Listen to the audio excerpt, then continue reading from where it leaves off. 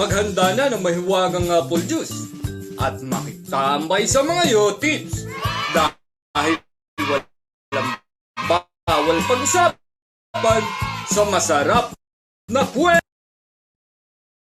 kwentuhan. Wag Po! Narito na ang mga balitang pag-uusapan natin. Kahit sumigaw pa sila ng Wag Po!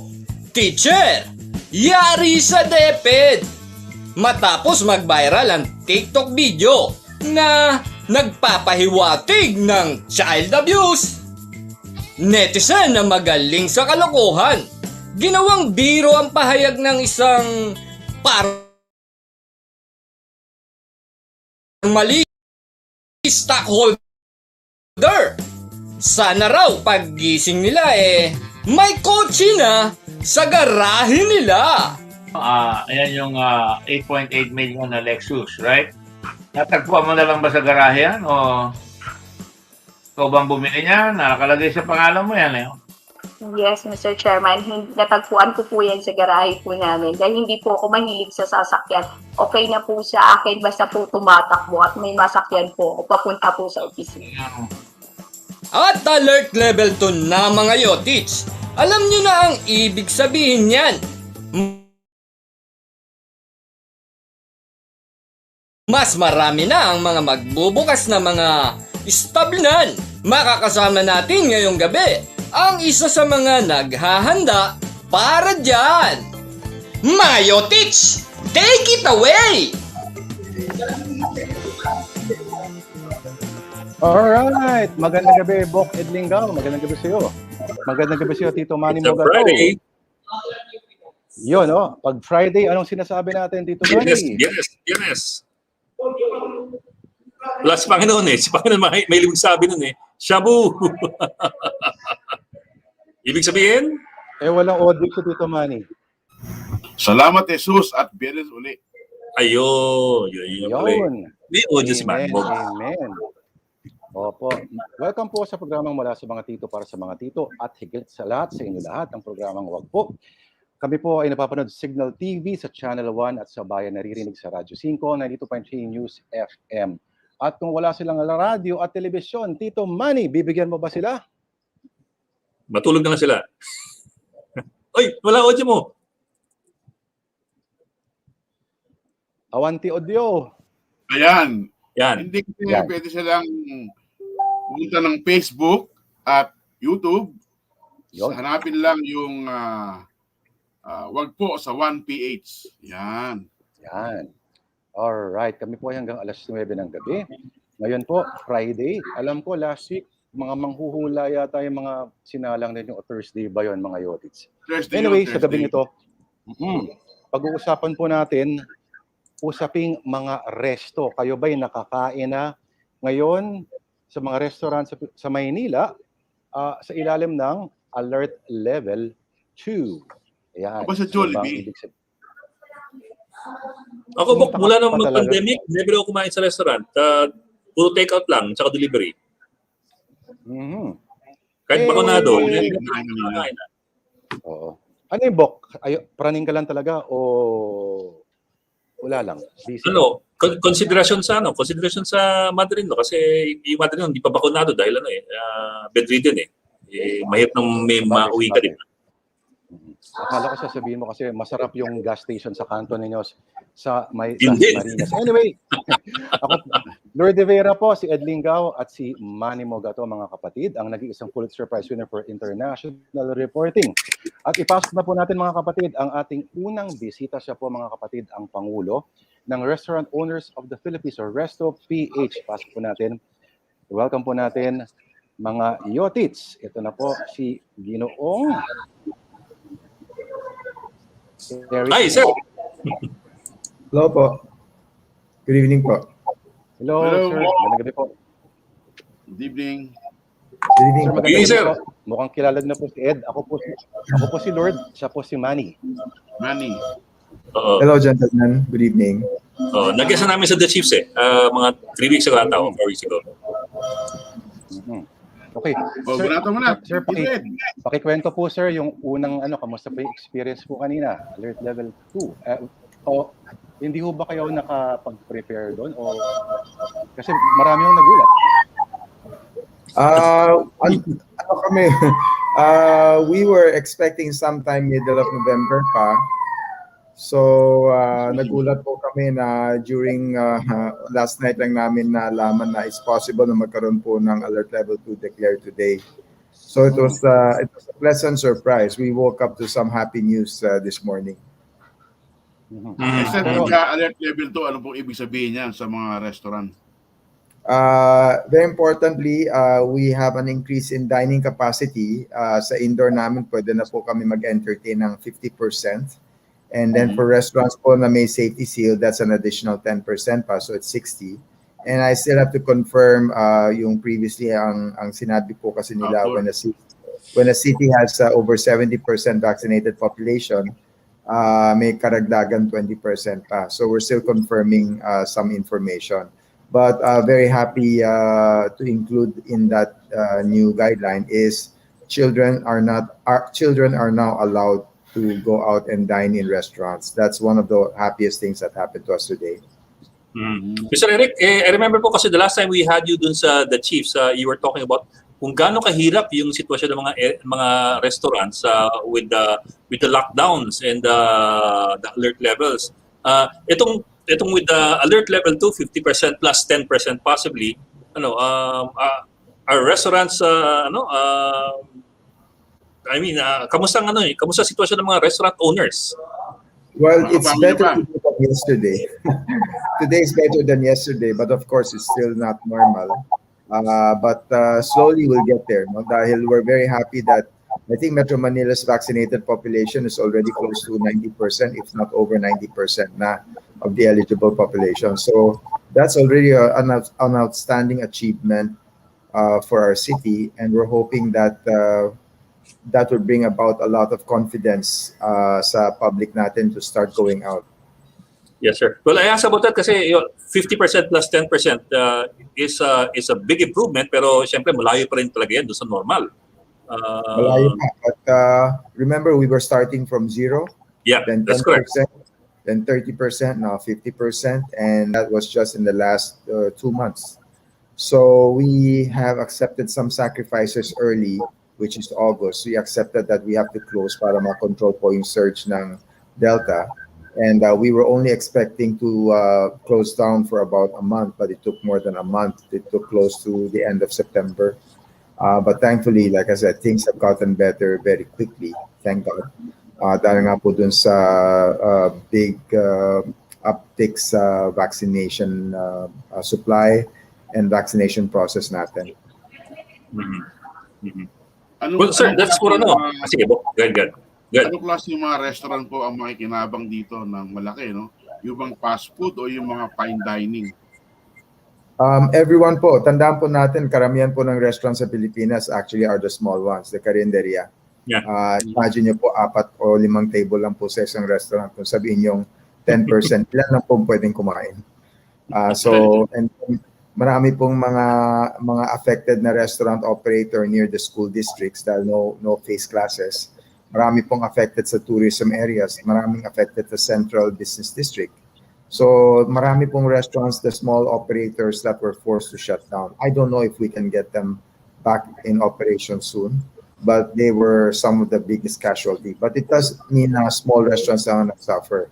The biggest restaurants have closed down hundreds of their own branches during the last 18-19 months. So we're personally, I think for me, I want to believe that the worst is already over, and we can already look forward to the start of recovery.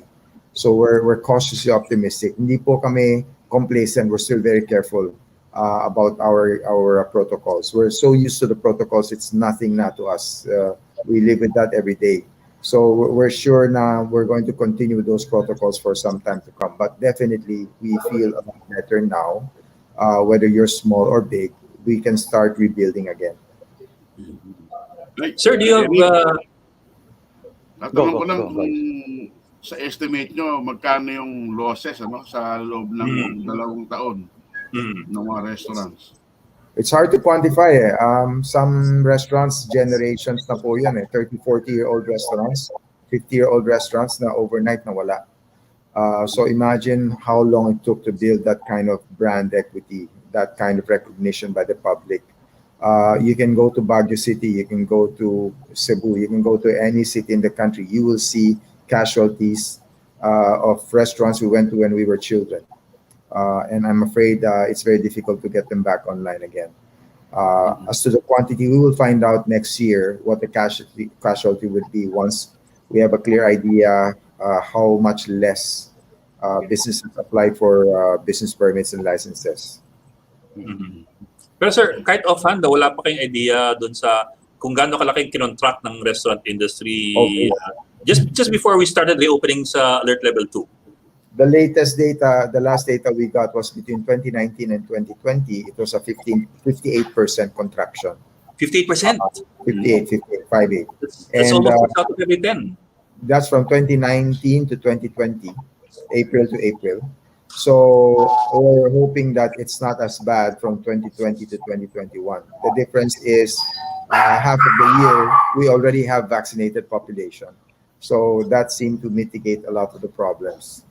And it's difficult to quantify because when you look at the national level, there are standalones and there are mall-based restaurants. Yeah. If you go around the malls, some malls cater to tourists and therefore maraming nawala. In some of the malls we are located in, out of 30 tenants, 6 na lang kami natitira. But in some malls na where you will see the major malls sa Manila, you can hardly feel any restaurant closure. So those are the lucky locators. But it's not just the mall kasi. As I said, the standalone, we're so dependent on that community nila. And once that community is not active, sayang po talaga yung business nila. Saka Sir Eric, hindi lang parang chain reaction yan, no? Hindi lang resto, siyempre yung mga suppliers din nagsasuffer. Pero alam ko po, a few months ago may ginawa po kayo, may pinromote po kayo ng mga farmers produce, no? Pakikwento po sa amin yan, Sir Eric. Ako. Last year, when we had the first ECQ, the farmers were one of the first that were affected. I've been in the restaurant business for 10 years. I didn't know there was such a strong connection between the farming community and the restaurants.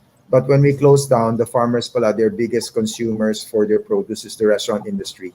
Because we have a menu, whether you order it or not, we have to buy it and keep it in stock. And you can't freeze vegetables like you can freeze meat or poultry. No? So vegetables need to be fresh. So when we were shut down, the farming community were actually throwing away their harvests. And then we had a second ECQ and so on. So we created the Farmers Produce Project where we, together with the Department of Agriculture, we were helping farmers get their produce to the mall. We negotiated spaces for them without rent. And to support the man, we as a food operator went there and bought vegetables from them. I'm happy to share with you that this afternoon, actually, just this very afternoon, we went around Quezon City.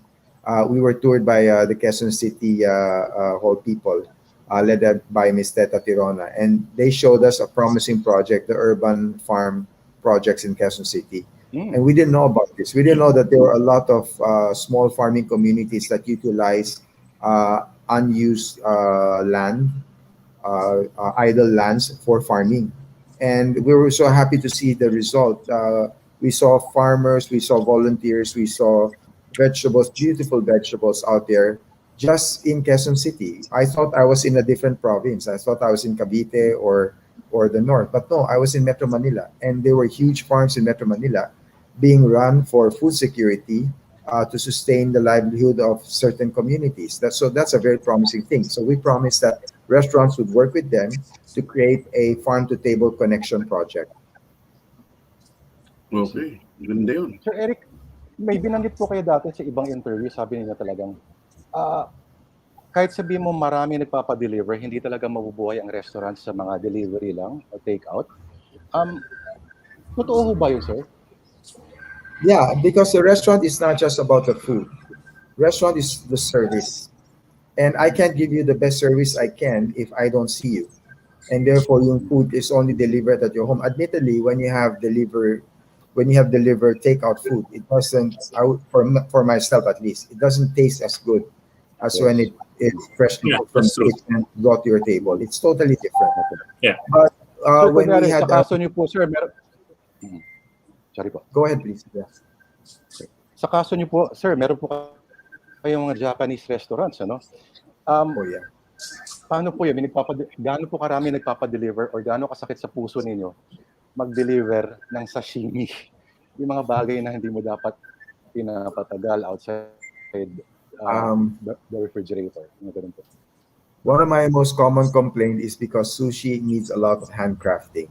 And maganda po ang presentation sa plate. You have that rice ball and that piece of fish and then some vegetables on top. So automatically, pag-deliver sometimes by motorcycle, pagdating sa inyo, hindi na siya Kung ano, lumog-lumog na. Correct. Correct. Nakakainis. So sometimes we have to take pictures to send our customers that this is how it left us.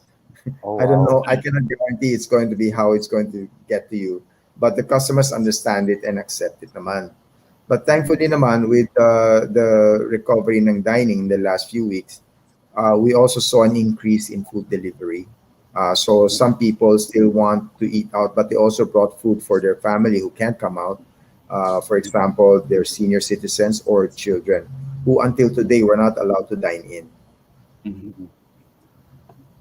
Ito na, pati yung samgyup, di ba?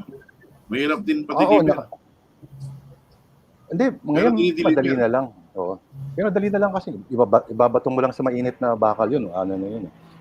Yung sir, gulat ako yung mga suplado ng mga ramen restaurants dati. Hindi mo nga pwede i-take out. Ganun ka suplado. Yeah. Kasi ngayon, nag-deliver sila. My God, it's mortal. Frozen yung ano. Hindi. Kit. Ikaw mag-assemble. Ay, Apparently, hindi rin siya ganun kadali. Oo. Kasi ramen is difficult. Yes, sir. Ramen is difficult. I also have ramen restaurants, so you really need also to take time in preparation, and then the bowl temperature, the soup, the hot has to be right before you have a good cup, good bowl of ramen. So it's also one of the challenges. Customers also order from us for delivery, and sometimes we just created more items that are not ramen so that they would order those lang kaysa ramen, because I really don't want to disappoint my customers. But some ramen companies are able to do well with frozen products or with packaged kits, and I wish them all the best. I hope they're very successful with that. Sir, I suppose iba yung... sige, Bok. Go ahead. Go, Bok. Go, come on, Bok. Okay, sige. Sir, I suppose iba yung... Kasi kanina we were talking about yung contraction ng restaurant industry because of the pandemic. 68% yung contraction apparently at least last year. Pero I suppose iba pa yung numbers pagdating dun sa contraction ng personnel dun sa mga restaurant na nag-survive. Kasi di ba, for the longest time, may isang taon, puro delivery lamang. So, siyempre, mafo-force yung restaurant na magbawas ng staff, mga waiters, mawala ng trabaho. No? I'm wondering about that naman. At least mga nag-survive. Any idea kung ilang percent yung nag-contract yung employment? Okay, first of all, it's 58%, not 68. So it's 58%. Secondly, for delivery, you don't need servers. Unfortunately, pagka naka-ECQ or MECQ, when we don't have dining service, we have to sideline muna yung mga servers namin. Some of our servers were given other functions na lang if we can still afford, no? But normally, wala, nakatambay muna sa bahay, sa bahay nila. And the third one, the restaurants that close, 100% loss of employment. The restaurants that are still around, pagka may ECQ, easily more than half, because more than half is servers, they cannot come to work. So when you slowly add on, I think in one of my restaurants, in September, we only had 4 people in the restaurant. By the first 2 weeks of September, we had 6. Today, up to yesterday, we had 8. And we plan to add more staff for the coming week. So imagine from 4 to 6 to 8. So how much carga and effect when we have that demand. No? So we're not really looking for a profit angle. Guaranteed naman kami that this year we're going to lose money. Speaking personally for my own restaurant, we really have to think about the community din natin, the people who've been with us for so long, or even the new one. One breadwinner sa isang family might be the only breadwinner. That might be the only job that can sustain their family. So we're also cognizant of that point. We try to keep as many people as we can, as much as we can, even though we're losing money. And that's true for a lot of other restaurant operators. Unfortunately, there are also a lot of people in the restaurant industry who do not want to go to work because of factors that were the external factors like difficulty in transportation, or wala pa silang vaccine, or mas masama pa nga yung community nga, pinagbabawalan sila magpapakuna, or nanay-tatay nila pinagagalitan sila kung magpapapakuna sila. So we've had those instances, and it's very difficult to overcome. Thankfully, the remaining staff we have are 100% vaccinated. And once people see that when they're vaccinated, there are a lot of advantages, then more people in their community, even their own household, want to get vaccinated as well. And then that opens up more employment opportunity for them. Sir Eric, sa tingin nyo, gaano katagal makaka-recover itong restaurant industry to pre-pandemic level? That's a very difficult question to answer, and I would always answer in the most positive way. I wish it's for tomorrow, but that's not going to happen. It will take years. But it doesn't mean that recovery won't happen immediately. Recovery starts as soon as they allowed us some dining. Kahit kokonti lang. And we never ask that ang recovery is biglaan at big time. Hindi naman ganun eh. We all are living in the same COVID problem. So kailangan po talaga responsible din kami na we slowly ease ourselves back into operations. And it also takes some time for the public to understand that restaurants are not as dangerous as they fear. So for example, I was hearing earlier, Mr. Ed was saying that he hasn't been to a restaurant for the longest time. I've been to my restaurant 3 times a week, every week, in all of our restaurants for the last year and a half. I'm still okay. So it doesn't mean that just because you're in the restaurant industry or you're exposed to restaurant, it's dangerous, because more than many other industries, we follow a very strict protocol when it comes to hygiene and sanitation, even before COVID. So we sanitize our surfaces, we wash our hands, and if you've been to other buffet restaurants before pandemic, they have mouth guards, or they even have masks. So that was before COVID pa nga. We already have those guidelines. So we're very happy that we have not seen any surges among the restaurant industry employees or customers. So please do come to the restaurant. Natutuwa si Tito Manny kasi yung huli niyang bisita doon sa isang buffet restaurant that starts with the letter V ay hindi na siya makapunta ron mismo sa tapat ng tray, pero umu-order siya. Yan. So, Pwede naman umorder.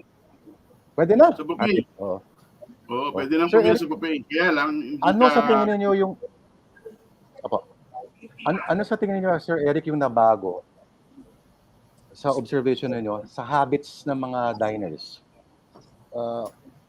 Kumbaga kunyari sa Genki Sushi ba, ando pa rin yung trend na umiikot? Yes, it's the Kosoku lane that goes straight to your table. It doesn't go around. Actually, for COVID, I'm glad that we did not use that system, because that means your food keeps going around and around. No? So it went from our kitchen to your table directly. Nobody touches it, but from kitchen to you. So that's fast delivery system. The second part, from behavior, it's interesting that what we observed before, when you go to restaurants, you want to go to crowded places during crowded times. You want to go during peak time, pipila ka. But now what we're seeing is that ang lunchtime is happening 2 p.m. because they were trying to avoid the crowd. And when they're eating that, normally it takes more than an hour and a half. Now we are seeing less than an hour's time. Kaya in our lunchtime, even though we're restricted in terms of capacity, thankfully may increase naman kami dun sa tinatawag na turns. So instead of one sitting, sometimes there's one and a half sitting, or even 2 sitting during lunchtime. Silly question, sir. May mga gumagamit pa rin ba ng mga acrylic barriers sa inyo? Yeah, that's still a requirement.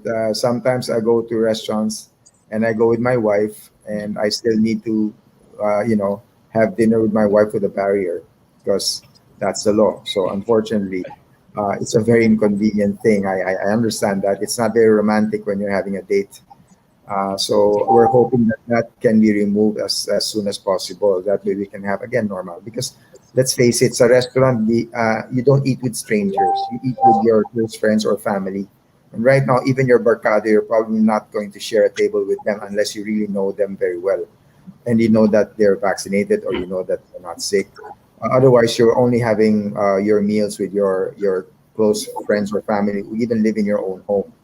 So, and that's the majority. So a table is actually not just one-on-one, it's actually several people sharing the same space. So I think we can reconsider that barrier. If it's from the same household, it will be okay to remove na sana. Sir, So, sino Eric, po ang how are you Go, Tito expecting Manny. yung darating na holidays? No? Kasi mas We are- yung ating gobyerno, no? Baka mag-alert level 1 na sa December. So, how optimistic are you na maganda ang pasok ng Pasko?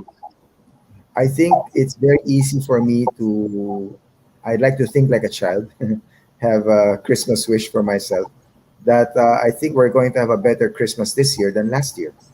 It might not be the same Christmas as pre-pandemic, but it's not the Christmas of 2020. First of all, a lot of us are already vaccinated. And yun lang naman hinihintay natin eh. Once we get vaccinated and there's no other game plan in play. So once we're vaccinated, we should try to ease ourselves back to normal as soon as possible. I understand the fear and apprehension, but like I said, I've been around the restaurants, I go around, meet people, and I'm vaccinated. I'm still very careful. Thankfully, awan ng Diyos, I'm still okay. All right. So, okay. Bok, may tanong Good luck ka po ba sa inyo. o magpapa... Hindi. Okay na ako. Sir, good luck sa restaurant industry. We hope na makabangon ka agad. Opo. Thank you very much. Sa Thank totoo you. lang, sir, namimiss ko na kumain sila. Namimiss ko na kumain sa kusina namin eh. Kusina namin yung mga yung mall, yung mga restaurant. Wala marunong magluto sa amin eh. Sir, member niyo ba, sir, yung Kahit outdoor, we can serve you naman eh. Please visit the restaurants of your choice as soon as you can. You definitely, I know you miss us, so please come back and see us soon. Ako, namimiss ko na malasing sa mango tree. Kasi madilim Oh, doon, di yeah. ba? Oo. Yeah. We're okay. Please visit us at Mango Tree or Genki Sushi soon. All right. Thank you. Thank you, Ginong Eric Teng. Sige sir, good luck po. Ang Pangulo po mga kapatid ng Resto PH, Restaurant Owners of the Philippines. O Bok, saan tayo sa weekend? Saan mo kami lilibre ni Tito Manny? Birthday. Hindi oh. Malapit na birthday. Tagal pa. 20 ako eh. 20. Yaya sa bahay niya. Oh. Yaya. Tagang in-announce. Ano kayo? Huwag yung i-announce. Meron sa tabi ng swimming pool. Para sa mga troll. Isang malaking batya para sa inyo. Oo, at maliligo si Tito Melvin daw doon, no? Sasabunin daw natin. Oo. O Bok, mukhang kailangan ka na ba? Sayang, maganda itong susunod na usapan natin. Oo nga Bok, sorry ha. Pero kailangan ko na lumarga. 8:31 eh. Mga hinahanap na ako eh. Sige, Bok. Okay lang kayo? Okay. Sorry. Si Walden Bello lang yon, Bok. Isang tanong kay Walden, tuloy-tuloy yun. Oo, 1 oras yun. Oo. Dito ka na lang. Kayo, on air kayo talaga. Bok, batch na ako. Talaga nagbilin si Joby kanina eh. Okay. Okay, bye-bye. Francisco. Bye-bye, Bok. Happy weekend. Bye-bye. All right. Sino next guest Ikaw, natin? Tito Manny. Ay. Tito Chester, ready na ho ba ang ating susunod na bisita? Nako, ikaw ba nakinig ng hearing kahapon, Tito Manny? Hindi Sa gano Senado. Hindi gano. Pero viral yung sagot ng babae. So lahat ng tao ngayon, nag-wish na paggising nila, Biro mo yun. Sana all. Lexus Nagising sa ka lang garahe garahe nila. mo.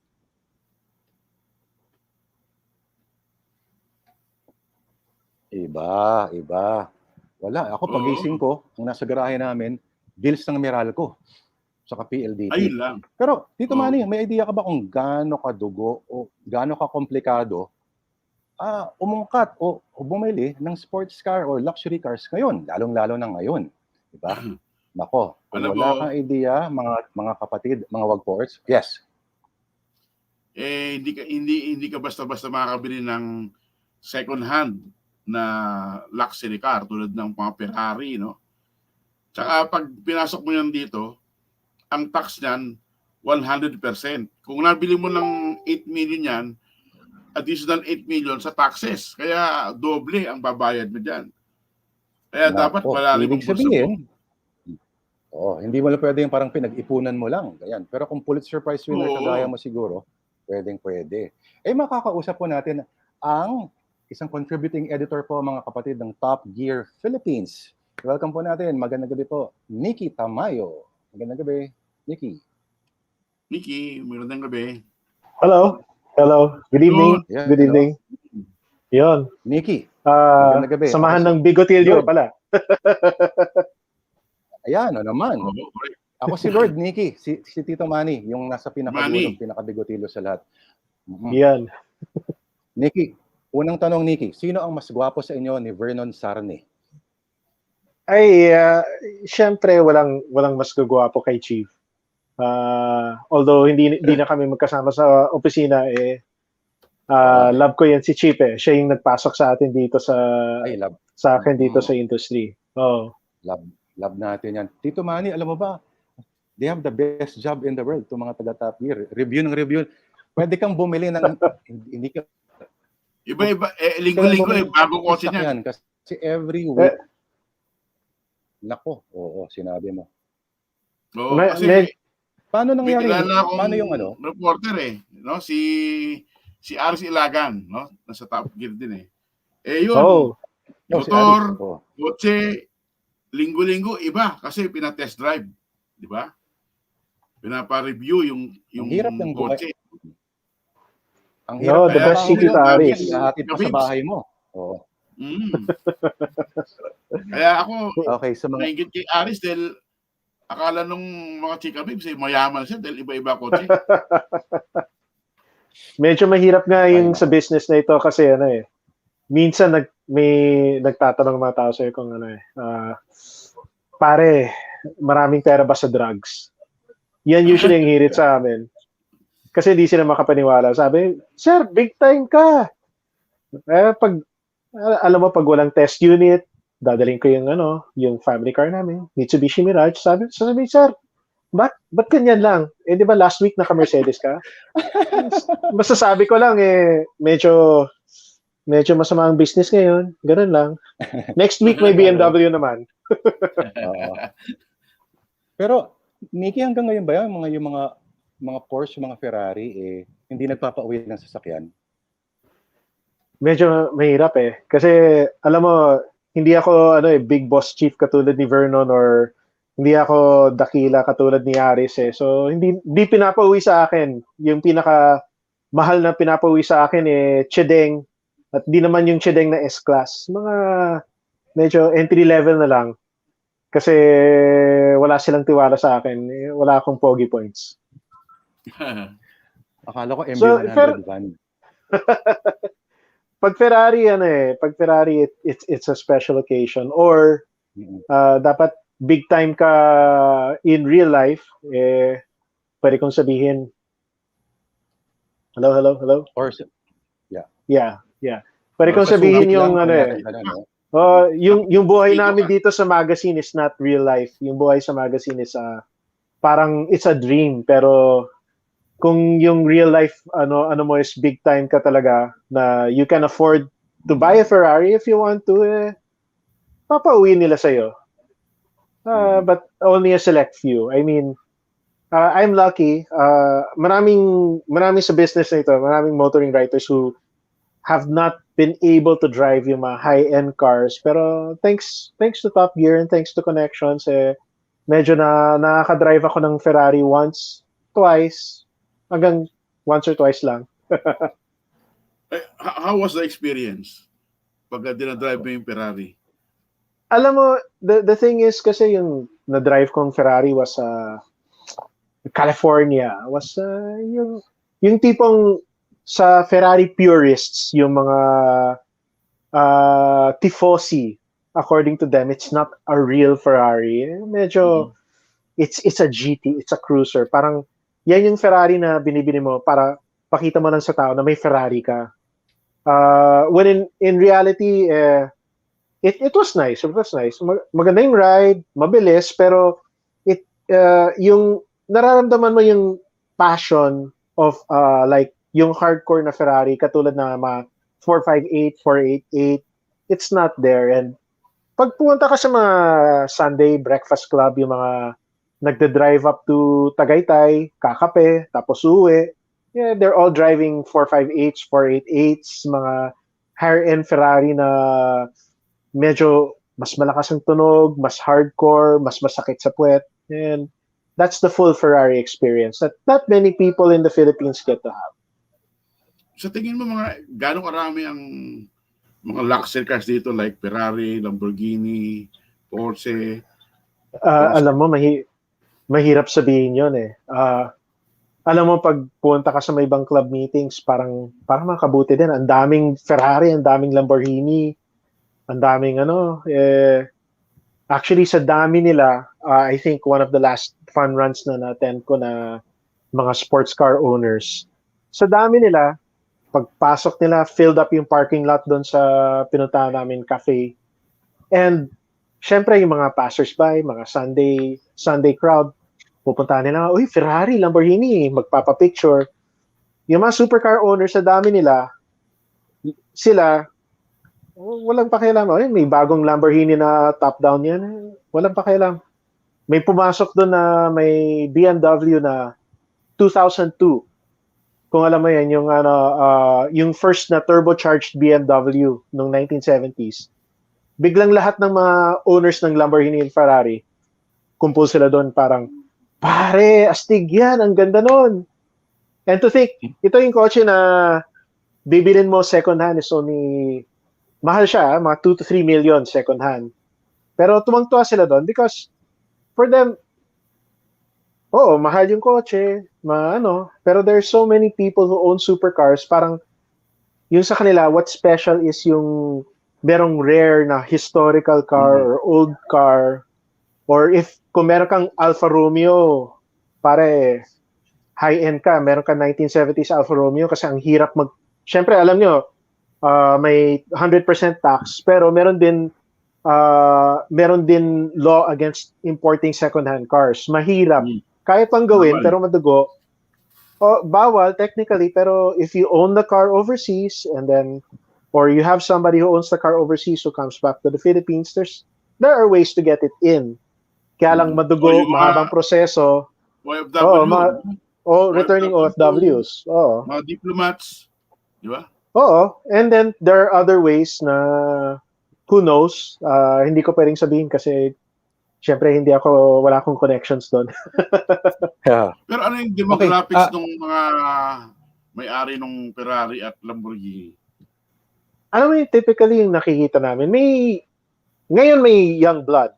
May mga young blood, there are the 30-somethings, there are the younger rich, mga entrepreneurs, meron din. Pero alam mo, marami sa kanila mga 40-something, 50-something, mga older, established mga businessmen or entrepreneurs or mga family money na parang para sa kanila, the investment of a Ferrari or Lamborghini na they're only going to use once a week, twice a month, parang sa kanila, parang Rolex lang yan sa may ibang businessmen eh. It's something that they buy na parang lahat ng kumpare mo may Rolex. Dapat ikaw rin meron. O sa kanila, lahat ng kumpare mo may Ferrari, mag-Ferrari ka rin, sama ka sa club, pag wala ka ng Ferrari, anong gagawin mo sa kapihan?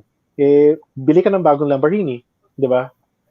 So it's mostly mga older owners, mga syempre businessmen or mga family money, pero typically mga family money mas gusto nila magka-Lexus eh. Kasi mga Lexus pwedeng hand-me-down kay tito or bigla na lang mag-appear sa garage mo. Okay na, pagdating mo lang. Di ba?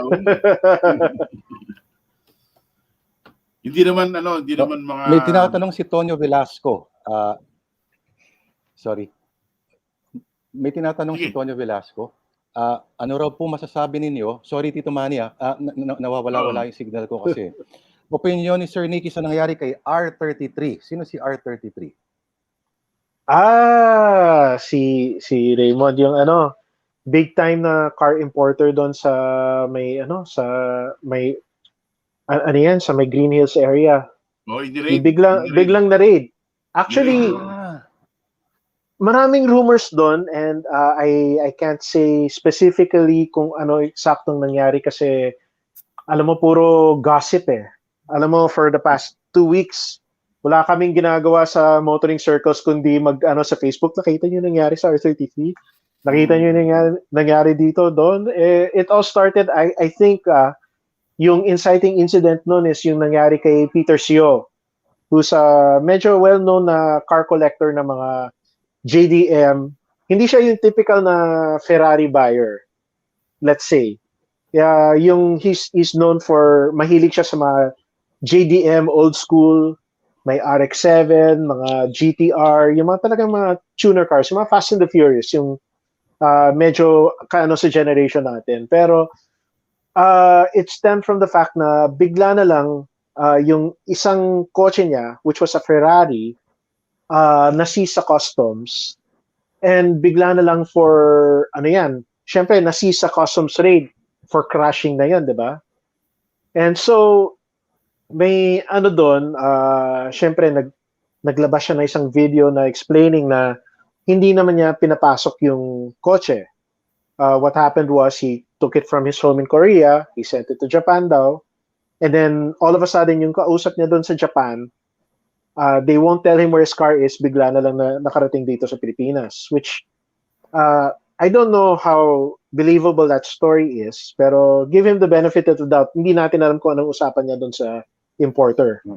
Kasi it's hard to believe na si Peter, he's an experienced car importer and buyer, collector, reseller na maano siya sa ganon. So, can't say anything about that. Pero, after lumabas yon, bigla na lang nagka-crackdown and isang na sa crackdown, yung R33, it's medyo yung may-ari ng R33 galit, may nilabas na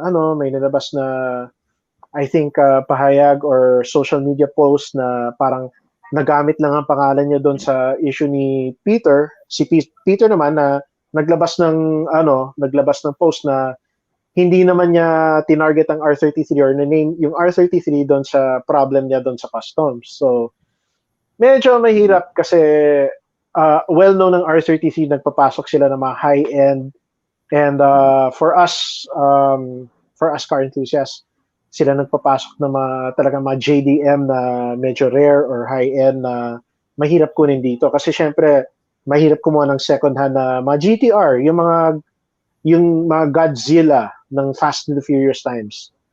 Kasi yung bagong GTR, yung R35, madaling kunin kasi sold by Nissan Philippines yon. So, madali yon.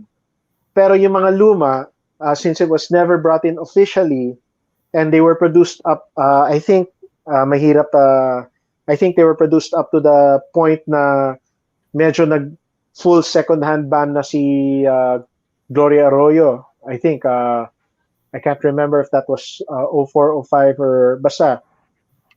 So, mahirap kunin yung mga ini-import ng R33. So, yung big problem ngayon is marami silang customers and kung tina-target sila ng customs, baka isa-isahin yung mga customers nila na whether or not they were brought in good faith or bought in good faith, the fact na kung hindi maano yung documentation mo, medyo medyo delikado ka, di ba? So medyo maraming galit and there's a lot of hate and there's a lot of rumors going around there. Pero yan yung Nikki, storya na official. Nikki, speaking of hate yan. Okay, ano ang reaction ninyo sa motoring community, motoring press community nung lumabas itong hearing sa Senado at sa formally itong biglang nilabas ang mga magagarang sasakyan at ano ba ang masasabi mo sa choice nila ng vehicle? Ito ba ay mga automatic double rich choice or may taste or alin ba doon ng douche car na masasabi na tinatawag? Mahirap sabihin yan kasi if I say something sa douche car, siguradong may magagalit sa akin na kilala ko. Alam mo yung ano, may iba na lumabas na, I think even before the current hearing, may lumabas na, uy, yung isang family exec may Ferrari. Actually, I've heard from other sources na ano naman yan mayaman naman yan dati, hindi naman galing sa family yan. So, can't judge yet kasi yung although questionable yung operation, questionable yung declaration ng family, some of the people there really are wealthy, pero yung thing is yung magsasabi ka na that Lexus hindi mo alam kung saan galing. Siyempre, wealthy na under the radar, ayaw mo ipaalam sa tao how you got that money. So medyo mahirap. I think alam mo, any luxury car can be a douche car. May mga tao, sabihin natin na sariling sikap nila nabili nilang Ferrari. May mga ibang tao naman na dahil lang congressman or kakilala ni congressman, bigla na may bagong Ferrari every other year. Sabihin mo, you don't know where it came from, pero yeah, they want to let people know na they've made it, na uy, mayaman ako. Also, syempre, meron kang Ferrari, dapat meron kang sang dosenang Land Cruiser na escort cars. Or ngayon, since medyo pinapasok na ng Lexus yung mga SUV nila, meron kang dosenang Land Cruiser na escort tapos 2 Lexus kasi syempre naman masakit sa puwet kung mag-Ferrari ka buong araw, sakay ka muna sa Lexus pa uwi sa traffic, di ba? Nakita mo na ba ang car collection ni Ramon Ang? Not personally, pero I've seen pictures, I've heard tales. Ibang klase naman 'yon. Ibang klase 'yun. Tsaka mga old models. Yung car collection daw ni Secretary Duque. May car collection ba 'yon? Daw, mga galing sa balita Shell. ko. Kasi Yung mga miniature. Miniature. hindi, may taste. Okay. Old rich naman yun. Old rich naman yung pamilya niya. Oo, maraming connections yan. Dati pa. Mickey. Okay. Yes. Kapag nakakakita kami ng expensive car sa kali, kunyari, ano dapat yung sumagi? O sinasa isip namin na, kunyari, meron siyang, sabihin natin, meron siyang, hindi lang siya merong 8 million, ibig sabihin, meron, kasi pag-maintain pa nun, madugo, Nikki, di ba? Pati yung, kung ano-ano pa. Saka lakas kumain gasolina. Oo. Well, gasolina naman, once nakagaling ka na sa SUV na sabihin mo naka-expedition ka or Land Cruiser na gasolina na actually kahit diesel Land Cruiser mga 3 to 4 kilometers kada litro ka lang sa traffic so sakit na yan sa bulsa yung big thing doon sa mga high-end na cars is maintenance for one. Mahal yung maintenance ng high-end cars, hundreds of thousands na spare parts. Tapos kailangan syempre sa manufacturer ka pa kukuha para sa warranty mo. And then yung insurance mo is equivalent to kotse. So pag insure mo kada taon ng high-end cars, minsan yung may mga daredevils doon na naka Ferrari or whatever na alam mo ginagamit ko lang to once a week, di na kailangan, pero medyo risky yan kasi once na nabangga ka, kung wala kang coverage, madugo, pero madugo rin yung yung insurance mismo And syempre si Cleng, parking. Parking lang. Sige, may go. Sorry, Nikki, Cleng Camargo Ramos, ano pong opinion nyo sa mga yung dinudurog ng mga smuggled luxury cars?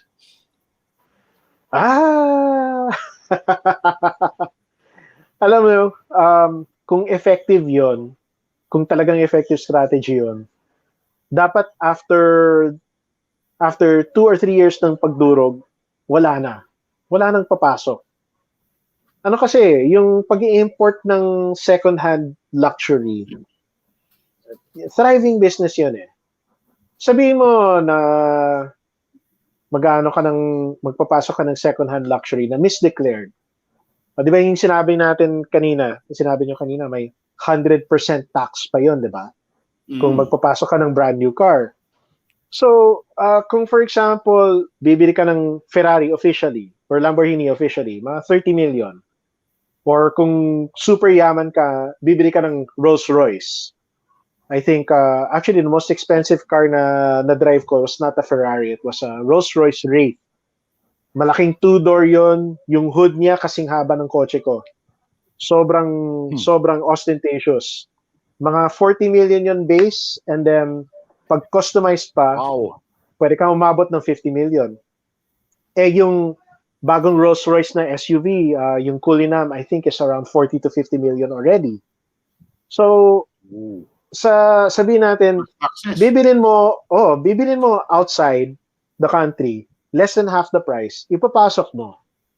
And then, i-charge mo doon sa buyer na you're still getting a discount. Charge mo say 75% of the price of the local. Kung magpapasok ka ng dosena nun, and kung yung isa o dalawa nahuli, so out ka ng worth 30 or 40 million worth of car, pero nakapasok ka pa rin ng hundreds of millions worth na nakakabenta ka, kakabawi ka, di ba? So, in the end, kung effective strategy yan, kung lahat nahuli, or sabihin natin at least 50%, or 60 or 70%, sabihin natin at 70%, lugi na yung importers. Dapat nag-stop na sila. Pero, nakikita natin ang dami pa rin pumapasok. Ang dami pa rin ika-crash. Minsan nakakatawa lang yung kung ano-ano yung kina-crash. Nagpapasok na mga second-hand E-Class or second-hand Jaguar na S-Type. Yung parang, ba't ka pa mag-i-import nun? SLK. Ang daming SLK dito eh. Kung gusto mo ng SLK na Dito, tama. Dito, ang dami. So, nagpapasok mga SLK, mga Boxster, mga ganon. So, minsan may rare talaga, mga super rare na classic car na yung reaction namin sa motoring community, it's like, pusa naman. Ang mahal nun. Alfa Romeo na high-end or Jaguar na classic na parang sayang talaga. Pero, in the end, it doesn't work. Kasi ang dami pa rin pupasok. And sayang lang naman yung kotse. Diba? Parang drugs. Patangas, Subic at sa Tugigaraw. Dami pa rin pupasok. Yeah. Ang dami nating port. Na-import eh. Alam mo, dapat mapasok eh. Correct. At marami ring may pork. Yan nga. Oy, Nikki, dapat may part itong usapan natin na ito, pero salamat kami na binigay mo ang yung fried. May tanong ako kay Nikki, sana lang. Sige. Yung ba, pagka dinadrive mo yung kotse na yan, guaranteed na may chika babes ka? Boom! Ang hirap. Hindi mo kailangan sagutin yan. Nikki. Bilang abogado mo. PM mo na lang sa amin. Alam mo, Nikki, yung funny thing, yung latest na supercar na nakita ko was, alam mo yung bagong Corvette is now Ferrari killer. Mid-engine na siya, parang Ferrari na siya. Ferrari yung itsura, Ferrari yung shape. Di pa Ferrari yung price, mga under 10 million pa rin siya. Pero, nakakita ako ng ganun. Alam mo, hindi ko iniisip sa sarili ko, maganda siguro ang girlfriend nito. No, kasi yung nagda-drive nun, chika babes mismo. Ayun na. Ayan yung bagong supercar owner. Hindi lang yung mga rich old men. Alam mo, ang daming supercar owner na mga Corvettes, mga Lamborghini Urus, yung bagong Lamborghini na SUV. Ang daming mga high-end cars niya na babae yung may-ari. Alam mo yun, dami kong nakikita. Sa puso, sa sinabi mo, Nikki. Oo. Ano laban mo doon? Ibang klase na yun. Brand new Hey, age Nikki, ngayon. ibang Hindi klase lang rin. yung guys. Tama. Nikki Tamayo, contributing editor po ng Top Gear Philippines. Thank you sa oras mo. Sana makausap ko ulit namin. Marami tayong pwedeng pag-usapan.